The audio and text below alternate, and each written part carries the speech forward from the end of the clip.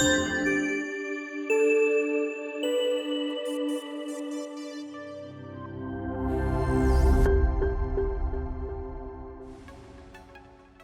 Krimitsos, welcome to Podcasting Made Simple. So glad you're here, man. Alex, thanks for having me, and I appreciate you thinking of me for this, unique opportunity. Absolutely, man. I feel like maybe people already know this. They're going to be listening, watching later and stuff like that. But I always think that I think of Chris Krimitsos because you're one of the first guys to give me a shot in podcasting. I had a podcast, and I'll never forget it. So I'm going to tell the story real brief here. But somebody randomly, I don't know who it was like, oh, yeah, do you go to any of the podcasting events? I was like, there's no events for podcasters. I'm like, that doesn't exist. I'm like, yeah, there's a big one in Orlando. I'm like, there's no way. I look it up, and sure enough, I'm like, Podfest. I'm like, is this actually for podcasters? I emailed in, and I immediately heard back from you. And I think everyone says this when they meet you, when they meet Chris Krimitsos, everyone says the same thing. But for me, I'm like, we instantly became friends. I was like, I like this Chris guy. I'll never forget telling Alicia that. And so since then, I believe on my side, now we're friends, I know. But at that point, immediately, I was like, me and Chris are friends. So again, man, just thank you for your contribution to podcasting at large, for building community among podcasting. We'll get into some of that today. But dude, I just appreciate so much who you are in this space. And thanks for what you're doing in the space and also within the Podfest community. I don't think you could walk a couple steps without someone coming up to you. You and a couple other people in our community are like what I would call Podfest famous. So within Podfest, you have your own little tribe that will come up to you. And it's interesting to watch. It's happy for me because I'm able to walk more freely when you're around. Nice. That's funny, man. Oh, I love that. Man, yeah, and I'm excited for every year. It's one of the main things I look forward to in podcasting is getting back together with the pod fam of Podfest. So again, thanks for what you do, man. So today we're gonna kind of go high level. We're gonna kind of dive into some things as well. I might have you break some things down, but we're gonna talk past, present, and future of podcasting. This is the state of podcasting that we like to do every single quarter, kind of get an update from a true industry expert. You see podcasting from a very unique vantage point on multiple fronts, given the event that you run, given the giant podcast that you and Katie are part of, the network, I should say, that you all are part of, or that you all have created and run. And so I'm excited to kind of hear some of your stuff. But the very first thing I want you to share is just briefly on the past of podcasting. We're not going to go back to its origin. I want to go back to 2015, because if I'm not mistaken, that is when Podfest first got started. Can you give us a glimpse into what Podfest looked like at that point? And did I get the year right real quick? Is that the right year? I think you do. We started, the first meetup was 2013, and I know you've seen the visuals of like 13 of us talking about it, and then that planted seeds to the very first. We did then a bunch of events in 2014, and then we organized Podfest in 2015. I'll tell you a couple of things I remember about that time. One is podcasters didn't feel it was right to monetize because it was such a pure medium. So I remember we're asking like, should we have ads? Should we monetize? And people have to understand back then, it was such a pure space with no corporate involvement yet. It was like playing in a sandbox with your listeners, but there's no one else involved. There's no industry, so to speak. There was a couple tools that were early on that helped you do it. And then we had to also break through the noise of the word podcasting. Like people weren't fully sold on that word. They weren't sure what it meant. So that was like the infancy of podcasting. And there was purists that had been at it at that point for about 10 years or so. But in that 10 years, it was very, how do you say, nascent. Even when we started, like I said, people were asking, should we monetize? So that was the early origins of podcasting, Podfest. But then we all said to people, hey, it's okay for you to monetize your art because you're helping others and you should get paid for it. But I just still remember it like, you mean we could reach thousands of people and we can make money? It was almost like such a pure thing. People were like, I just want to talk to these people and have an impact. So that was, the early adapters were all about impact, almost always. Very few were about the money. Remember, because there wasn't a lot of money then. So the money people weren't attracted yet. Yeah, it was a different time for podcasting. In many ways, I kind of wish we'd kind of go back to that a little bit, right? To think before we're just like, it was very pure. Yeah. I think that's a great way to say it. Just out of curiosity, do you recall how many people were at that very first Podfest? Because now there are thousands of people who are in the Podfest network community and who show up to the events. But what was it like back in 2015 with that first one? It was like 100 people. I think I was trying to get to 111. I don't know if I was doing it around November. I don't even remember the date. Maybe it was beginning of the year, but it was about 100 people. And And podcasting was mainly audio. I know now video is dominant in many different ways. Audio is still very present, but at the time, if you were a podcaster, there was no there was no confusion if it was audio or video. So that's another thing. If you want to go back in time, you said podcasting. There was very few, if anyone, that confused it with a video platform like YouTube. It was strictly something on Apple. Spotify wasn't even a thing yet for podcast. It didn't even offer it really. So it was interesting. Stitcher, there was that was the number two player, which now it's been folded into Pandora, I believe. So like it's funny because a lot of those early people that built tech tools too early didn't make as much money as the people that came on the next 3-4 years. It's kind of funny timing. Like they had a larger market share and everything, but investors and people hadn't woken up to the industry called podcasting yet. So that's to lay the foundation. That's what podcasting was like, and we all were very tight knit because there wasn't a lot of us, and we needed each other to keep informed of the updates. So back then, the few people, like I'll give you an example, John Lee Dumas was big during that period of time. He created EO Fire. His podcast Paradise, or his Paradise community, that was like his higher end community, probably had, half of all active business podcasters in it. Or they listened to the show like it was a connection point. So it was Pat Flynn with Smart Passive Income. So it's very interesting how like a couple of things connected, let's say, an entire vertical. And then all the other things like true crime were just evolving and emerging at the time. It's so interesting, man. Going back to that 100 or 111 people, I've seen some of your pod tour meetups, which we'll talk about in a little bit here, that you've done that have more people than your first Podfest actual, like, That's full-on so event. funny you say that. Wild. Yeah, someone mentioned that to me. They're like, "Do you realize?" Maybe it was you. They were like, "You realize that your meetups are attracting basically the same number you attracted?" I was like, "They go, you should be proud." I was like, "I never thought of it that way." Like, yeah, good point. Yeah, it's so cool, man. And hearing about some of those, Pat Flynn, John Lee Dumas, those people that helped me from the start that I still now have the opportunity to know, which is like a really just a cool thing to like kind of come full circle. But to kind of transition this conversation here, going from past more into the present, this is still something you said to me in the past, but I think it sets a great framework here. When I first met you, one of the first conversations we had about podcasting that wasn't just about life, we were sitting there and you told me something along the lines of, Alex, did you realize there's really only about 20,000 real podcasters? And I was like, okay, well, what does that mean exactly? And you said those are the people that are involved and are going to stick with it, that aren't just going to churn out of the industry and pod fade. Those people that are actually kind of sticking with it. And your goal at that point, I believe, was 10% of them to be involved in Podfest, which you far surpassed. But at that point, I was just like 20,000. Like everyone talks about at that point, I think there were 700,000. I was like, how is there only 20,000, right? But at this point, what you were sharing then, which was hard to actually validate, has not only been validated, but it's been proven that that is the truth.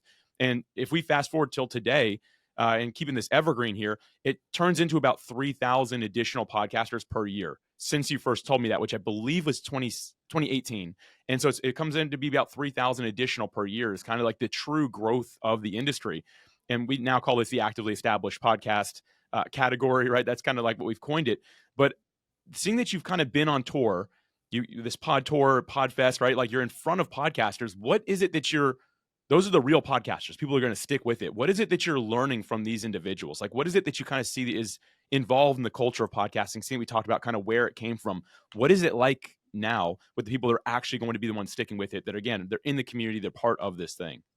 So let's just break down that number because I know you have, what's the website you created where people could actually see the stats? Yeah, it's on PodPros, and it's just in the top right corner. It's called the Actively Established Podcast Report. Well, no, If I you think Google that's that, I important think you'll people find to it. know that you could Google it and find it. Whatever the number of what you consider active, right? Launched in the last 45 days is what, 300,000 or something like that? It's they've posted an episode within the last 45 days, How and many they is have that? more than one episode. So that was also a thing. There's about 38,000 as we're recording this. But again, every Wow. year that Okay. I totals didn't about realize. Yes. But 3,000 more. what I did anecdotally, just so, because people, I want to be very clear because I don't want them calling us out on these numbers. What I did anecdotally at the time was like, okay, there's like millions of feeds. Of those feeds, supposedly there's 300,000, and like you said, that was like published in 6 months or something. What, I don't know how they came up with it, but it was like a very loose definition. Then I figured I used Pareto's principle at the time. I'm like, if 200,000 are considered active, I bet you only 10% of that is really what we would consider super active. So that was like 20,000. And then I was like, well, what percentage of that would even go to a conference? And I did 10% of that. So that's kind of how I came up with those numbers. And by the way, YouTubers, there's you'd have to look at the scale, but there's like 32 times more. It's hundreds of times more. There's a lot more YouTubers. But again, how many YouTubers consider themselves YouTubers? Very few. And what I mean by that is many people will create a show for different reasons, right? They have a message that they want to get out there, but they're not really loyal to the platform that gives them the opportunity. So there's a small percentage that realizes like, hey, we need to get together and compare notes because this stuff's going to change and we want to be around the corner. And that's kind of, what Podfest does. And then the second part of your question, if you could just remind me really quickly what it was. Yeah, talking about the man, you're on your pod tour right now. So you're like, what are we talking about here? Oh, okay, the pod tour. Yes, yeah, I'm going Yeah, later on what are you tonight. I'll be at what a are you pod learning tour. from it, man? You're gone every other day. I'm actually shocked we even have this time together right now, if I can be real. Poor Katie, I was like, oh, I forgot I had to stop today. She's like, when? Tonight. I'll be back at midnight. But luckily the Florida stopped so I could get back home. So what I'm learning is podcasting doesn't have an audio only definition anymore. And the reason why I say that is I had a guy down by the Texas border. His name is Bumper, and he does Tex-Mex music, and he streams on Facebook. But it is styled as a podcast. It's a talk show, and he has these Tejano musicians come by, and he's sponsored. And I said, I just basically gave him some tips. I said, one, don't change what you're doing. But if we could take that to a podcast, so it also has an additional home, because the CPM is much. You could get, if you have a decent sized audience, you can make a lot more money. But then he's also using music, so there's a lot of nuances. So now, I'm still a big believer in RSS owning your feed because of like in in Canada now they're trying to censor podcasts and create rules about language. And I'll give people an example of how that affects people. Um, let's say you're a Democrat type podcast and you hate Trump and you talk about how much you hate Trump. There's AI right now that'll flag Trump and demonetize that podcast. So what people don't realize is it's going all different ways and it's affecting everybody. So I'm really big on the freedom of use of podcasts and what it represents. But what's happening is the newer people coming in don't even understand what I just said. Like RSS, you own your feed. So they're creating a podcast on YouTube, or they might have like a micro podcast on TikTok. They consider, and it could be a podcast, literally, it could be an interview format that they clip 3 minutes out only. So what I'm seeing now, Alex, as I'm traveling, is I almost have to always ask, what platform are you using? Do you have audio? I always want to know, do you have audio? Sometimes it's not possible for them to have audio because it's very visual. So then I'll ask them, do you have a subscription service? Do you have a Patreon or locals page after? So I'm really big on people having a robust ecosystem, because having traveled the last couple of years, I would say this year it's not as bad as the last couple of years. I've seen people that don't even talk about politics getting banned for what they're talking about, many of them in the health and wellness niche, around different remedies, sometimes not even relating to COVID. But what happens is these new rules happen and it scales across the platform for anyone talking about homeopathic stuff. So one, I'm very optimistic about the future. I think that podcasting has a huge long tail. Two, I would say there's a lot of people using video platforms that consider that they have a podcast. I would agree that they do have a podcast, but I would assert to make sure that their podcast is protected by having other outlets where their audio is protected. And part of that is having a hosting company that can protect your feed and send. Because most people, Alex, now they'll be like, "Oh, I put it out over YouTube." I'm like, they don't even know that you could have a feed, and there's literally, I don't even know how many. You might know how many players there are, but I lose track. It might be over 1,000, but it's in the hundreds. I know that. And I know Katie, my wife, she literally has a checklist to make sure that her shows are listed on every platform. And sometimes we catch a couple that, the feed didn't go through or whatever. And that's very powerful about podcasting. So that's kind of a summation of podcasting now means a lot of different things. There's people that do video only. It's considered a podcast. And then I would say that we have to be very careful about regulations. We don't want podcasting to be regulated like radio, because then many, many voices that are already here will be gone over the next generation, as if that ever happens. Man, that's a lot of really valuable stuff that you just shared there. And one of the main things I actually want to point out and highlight is what is a podcast, right? The definition of it. If we really go back to the original Adam Curry and Dave Weiner, right? Going back to like what it is that they say a podcast was, it's based on an RSS feed, which again, that is typically audio only. Some people are figuring out how to put video into that, which is kind of cool, right? But it's still RSS, which is what you control, what you own. And I'm finding exactly what you're saying to be completely true. It's a very regular occurrence now that somebody emails us saying, "Hey, why can't I join PodMatch? It's saying I don't have a podcast." And it's because for us, you have We to don't have have an an RSS RSS, feed. right? And if you don't have an RSS feed, our definition currently is, well, you don't really have a podcast, because that is what a podcast is, right? And so we're educating people. We're finding out is they're looking up how to podcast. And we're talking to podcast guest and host today. So if you're a guest and you're saying, okay, this sounds interesting, but I don't have a podcast, look at what someone's using to quote unquote podcast, right? Ask who their hosting provider is. Ask if they have an RSS feed. Because what I'm finding is the education in online, I guess, when you start typing in podcasting, is becoming very loose. And for that reason, I think that people that have been in it for a while, it is our duty to be part of the podcasting community and educate future people on what podcasting is.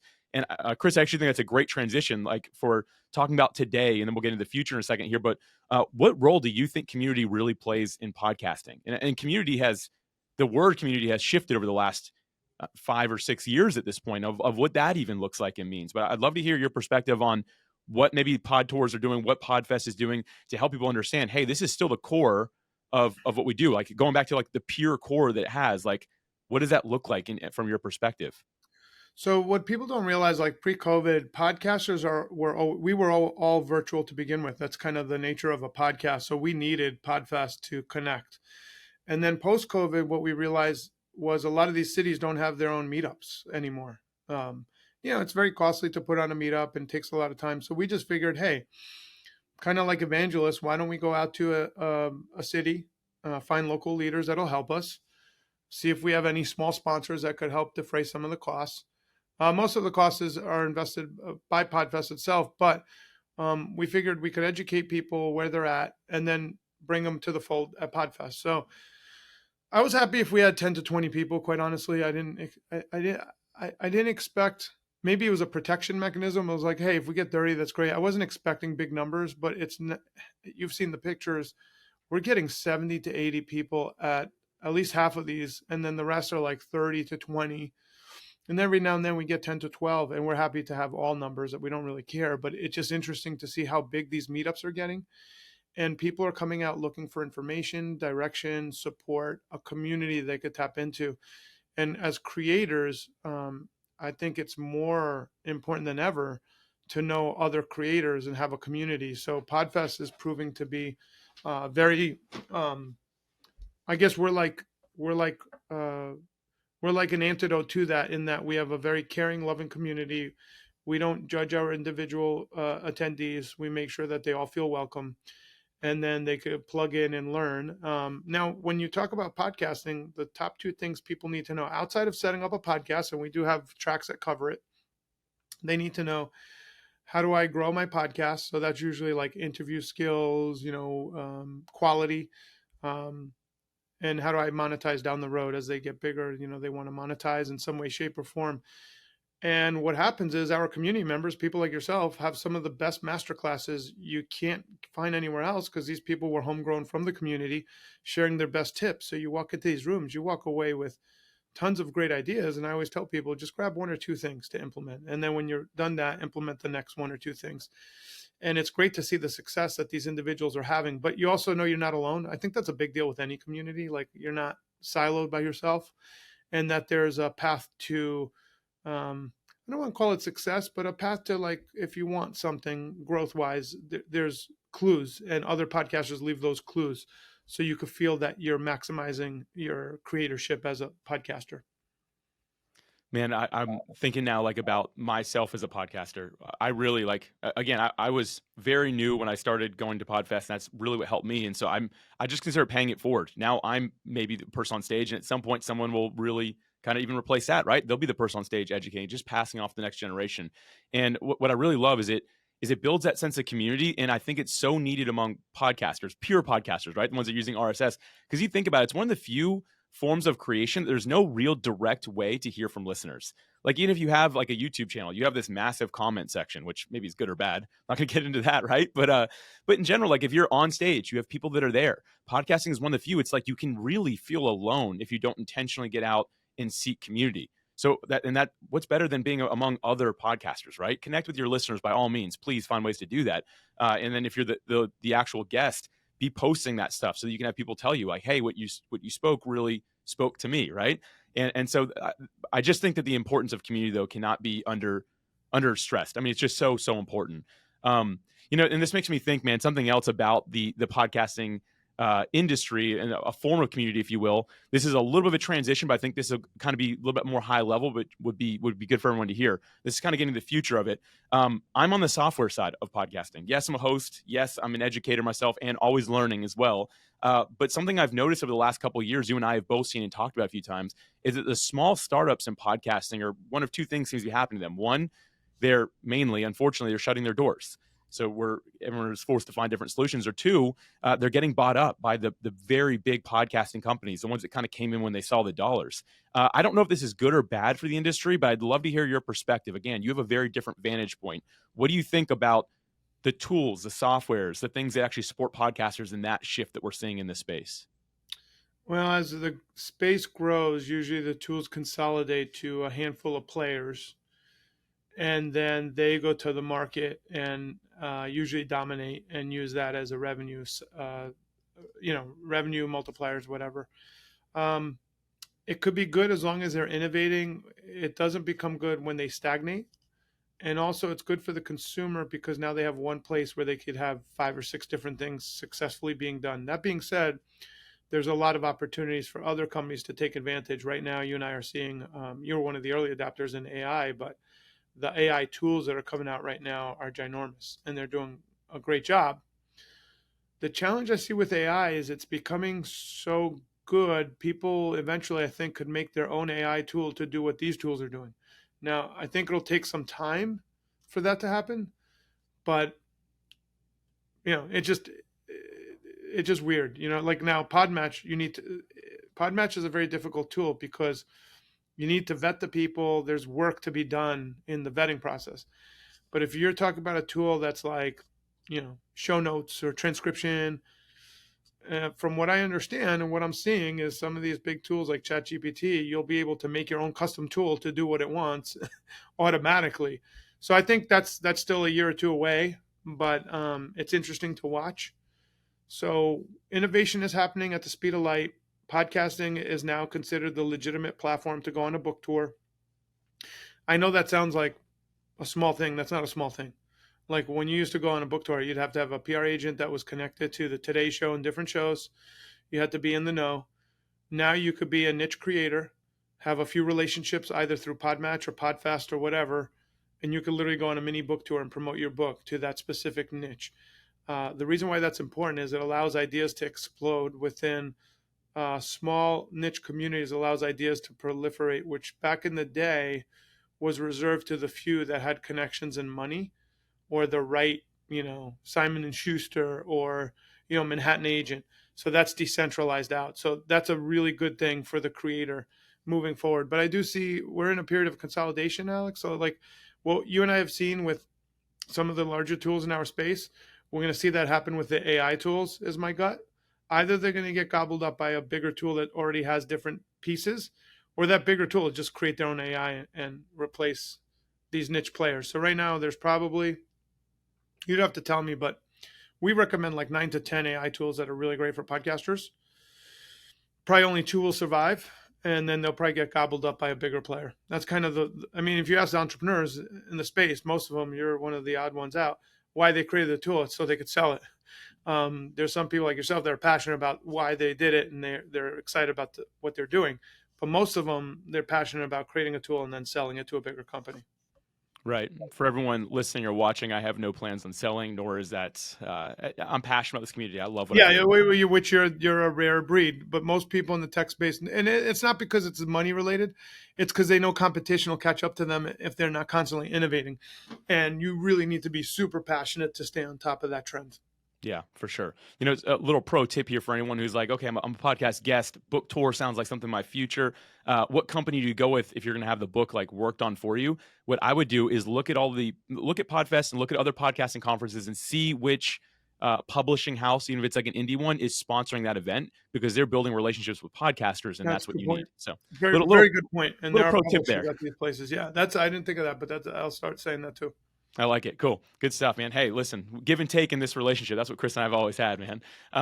Hey, so going on to the future of podcasts, and we'll kind of end it here. We won't spend too terribly much time here, but I really want to talk about, first off, what you see happening at the high end. Just given Katie Krimitsos, like her entire meditation women's like that whole network is huge. And so I don't know what you see from her perspective specifically, but I know that you're tied in with many of the high end people. So you probably see some things that the rest of us just don't get the opportunity to. What do you see happening at that top level? We'll be very brief with this, just to give everyone an idea of what this thing looks like from like, I guess, the influencer celebrity standpoint. So Joe Rogan's contract is about to go up for negotiation. His $200 million deal is about to come to a close. The estimates across the board are it will be a multi-billion-dollar renewal. So the way that goes will dictate how much money will be put into the system underneath him. So he's the sets the standard on the high end. So I first see some very big 7, 8, 9 figure deals happening. And how that helps the independents is that money. I know it's going to sound crazy, but it does trickle down to everybody else because it raises the rates at the very bottom and it raises what a listener is worth for an advertiser to get in front of. So you're going to see a lot of that. And right now, the one advantage that podcasters have that a lot of people don't realize, podcasters have a thing called host read. Now, YouTubers, for instance, they get what's called, they don't call it host read, they call it, I'd like to just call it like a sponsor deal. And that's usually when they get paid thousands of dollars to, go to Target or some brand shopping, depending on the YouTuber. But, if it's a shopping channel, they're going to pay you to go to their place. And they'll get paid like 3, 4, 5 grand, depending on how big the influencer is. But those are one-off deals. A podcaster, especially the larger ones that are rep by the larger networks, and depending on the niche, they get $25 CPM, which is a high premium. You don't see that in any other, very few. The only other area you're going to see that, it maybe even YouTube, and I don't even know if it comes close, is in the financial space, financial influencers. So imagine a podcaster getting a host read ad at 25 CPM, and these larger networks are, they're telling advertisers, you have to pay a premium because this is one of the only areas where people are listening to audio that the host can give you a really brand lift, talking about your brand in a very authentic way. So that that's so some podcasts don't have as many views as YouTubers, but like they're getting paid 4 or 5 times X. So you got to also look at that number. So just all I'm saying is podcasting is becoming more robust, and a lot of these bigger companies are stating the case behind the scenes, saying, hey, you're not paying for some like 10-second video view. You're paying for someone that listens to long form. They probably listen to the entire show. Majority of podcast listeners listen throughout the whole show. Like the numbers have been done there. And that ad holds a lot of weight. Therefore, you're going to pay 25 CPM. Now, the networks are going to take 30 to 40% off the top. That still means you're going to make 16 CPM, and a podcaster could do 2 of those, 3 of those, sometimes 4 of those in a show, depending on how they leverage them. So it could be very fruitful for people that are building momentum in their downloads. Man, what I love about this goes beyond just running advertisements. And here's why. That's kind of the baseline of this. So as that climbs, it means every other form of monetization for That's right. podcasters is going to climb. And if you're the guest being like, well, why do I care? You care because the better off the podcast host is doing, the That's right. more that they're able to make, the better they're able to get at reaching their ideal audience. That's right. Money is not everything, but it certainly helps us podcasters connect with the people we're looking to really serve. And that's a huge win on either side of the mic. So I love that insight, Chris. Before I let you go, man, do you have I only know what I know, and where we sit is extremely different. Is there anything else about the future of podcasting that you think that we should be aware of or know about? So one thing that Glassbox, Dave Segura, one of the founders of Glassbox in New York, said that was interesting, and I'll share it with you, is they were banking on podcasting just exploding in growth. And because they said the music industry, they were going through different models, and they always explode out. But the last couple of years, podcasting retracted in. So after COVID, there was an explosion of sorts, but then it retracted in. And he said what we've learned is podcasting is made up of a very vibrant, supportive listener base that is extremely loyal. And what they want is really great quality content. And he goes, it's not based on like everybody's going to listen to podcasts. He goes, it's based on really great content, finding its audience, and then growing a rabid audience base over time. And I thought that was very honest of him. And a lot of these networks were giving huge minimum guarantees based on, oh, everything's going to keep growing forever. Now, we did have a weird COVID spike where people were home and they were listening more, and then they came back to work. But I don't think, I think his assessment is correct that podcasting, and you know this because we were talking about the numbers earlier in this interview, is made up of a very loyal, very dedicated creator and listener. And when you put that together, it creates a very unique relationship between those two people. And that's why those relationships are so valuable. So my advice I would give to anyone that's a creator, be careful of sacrificing your integrity in any way, shape, or form. And what I mean by that is, I'm okay if you have an ad that you're like, I might not use the product, but it's a good product. I'm okay with that. As long as you tell people like, hey, this is a good product. I checked it out. Maybe you're not using it. But I'm not okay with you recommending a product you never use. You don't even know what it is. So like, you got to be careful. Like that to me is a slippery slope. Or thinking to yourself, they're going to listen anyways. So I'm just going to mail it in today. I'm just going to do a half-assed job on my podcast. No, a podcast listener, right? Even if it's on video, they're watching, listening, they're paying attention to everything that you're doing at a very detailed way that they pick up on those nuances. So sometimes you're better off telling them truthfully that, hey, I had a rough week. I did my best preparing for this. Hope you enjoy it. Because there are some of the best podcasters have a monologue up front, and they'll monologue a little bit before they go into, let's say, the interview, and they have a very specific relationship with their audience. I'm not saying everybody should do that. All I'm saying is there's a reason why they do that, because there's an intimate bond that they have with their creator, with their listeners. So just know that this is a very special place. We regard it as such. Your listeners regard it as such. And there's huge upside for growth because a lot of people want the quick hit. And when they realize that podcasting is not it, they leave, which leaves a lot of room for the consistent players to keep growing and building. And we see that happen time and time again, man.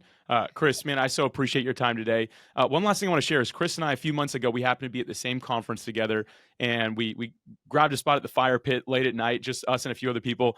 And Chris leaned over to me and said, Alex, what can we do to better serve podcasters?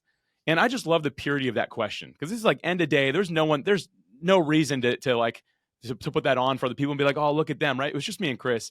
And I so appreciate your heart, man. Like, I appreciate the fact that you have been at this for so long, really just out there to serve podcasters, man. So again, thank you so much for your time, for sharing your wisdom, being here today, man. I appreciate you.